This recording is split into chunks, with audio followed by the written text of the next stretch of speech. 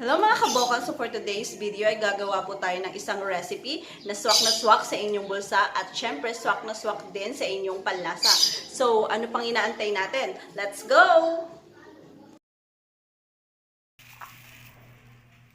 Next ang ating sibuyas.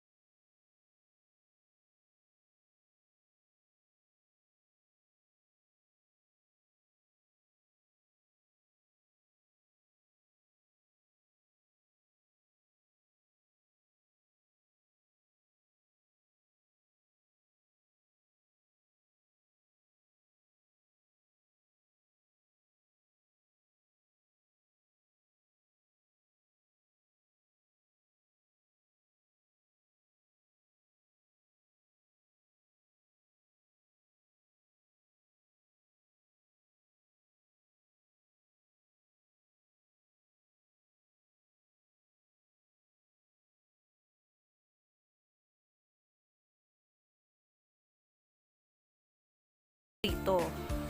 Make sure guys na mahina lang po ang apoy para hindi po masunog agad ang ating Shanghai.